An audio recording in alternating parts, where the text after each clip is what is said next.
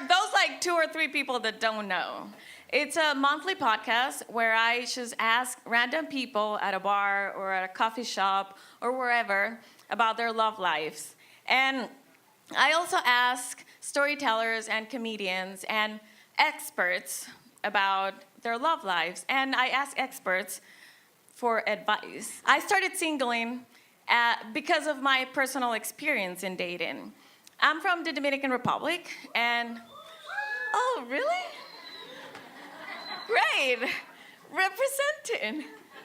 They are VIP from now on. You told me back then that someday I would be co-hosting a show at the Black Cat that was sold out. I would have thought you were fucking crazy. So I'm so excited to be here, and thank you all for coming. Thank you for making this a sold-out show, guys. I had these just visions for years of like the day when my girlfriend, like a guy would step on her foot or he'd call her a name, and she would look at me and she would hear like, I need a hero or something like that. And I would hear the same song, but I'd be looking around like somebody missed their cue. That's not me. Feeling confident, we go back to the clinic and I see Heidi in the lobby and I march up to her, I'm gonna ask her out. And I said, hey, you doing okay? And she said, not so much. They had taken her to a mall and had her hug morbidly obese people. and for a brief moment, I thought maybe I could offer, she could like undo some of the anxiety by hugging a skinny guy, but I knew that was against the spirit of the program. He's taking Polaroids, and I'm not paying any attention to the fact that I look like an idiot, but I see he's looking at me. Because I got the heat. I'm packing it. And I'm looking at him because he's got like big, brown, juicy eyes and he's so cute. And I'm already imagining we would be like 2 woodland creatures, like wandering through life together. I mean, he's really cute. And I knew when I left that room, I was getting a call back, and I did. So, all right, so.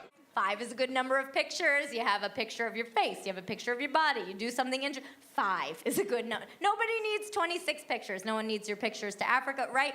Ultimately, people just want to see who's going to turn up on the date. Nothing more, nothing less. That's it.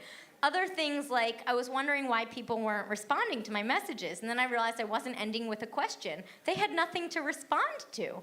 So I started adding a question at the end of all of my messages, even if it was something as innocuous as, like, what are you doing this weekend? Or how about that weather? I wouldn't say that. But the questions really help, because that way, if you have nothing else for them to say, they can at least answer your question. I'm going, obviously, to a show at the Black Cat on Saturday. I measured the optimal number of words in a Bumble or Tinder profile. It's 23. Oh my God, really? 23? Yeah, between 20 and 30, but 23 seems to do the best. So, no 24, 23. that's, that's on average. For men and women. For men and women. Because you want to keep it like a newspaper. You want to keep things above the fold. On the phone, you want to keep things on the screen.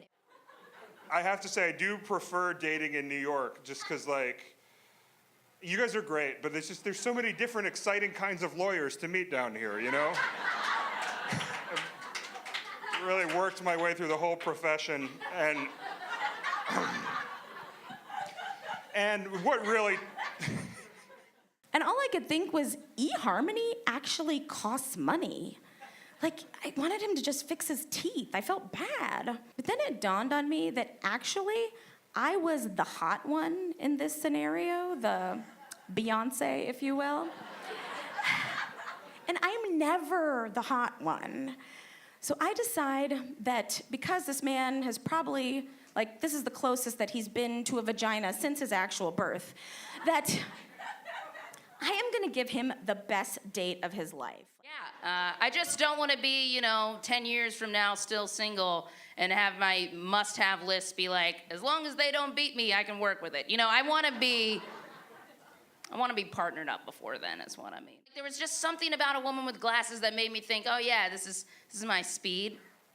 I can handle this. There was something about like glasses, like, oh yeah, she can't go too crazy. She's got glasses. And I was 23 and I was incredibly inexperienced, and I was like, yeah, this is something I can handle. Contacts, no. Glasses, yes. At my mom's house, we were being raised good Catholic boys, and the faith was an important part of my identity as a young man. When you've got, your sex ed teachers are pornography and the Pope, you get a kid who's really confused, conflicted, and just scared shitless of sex.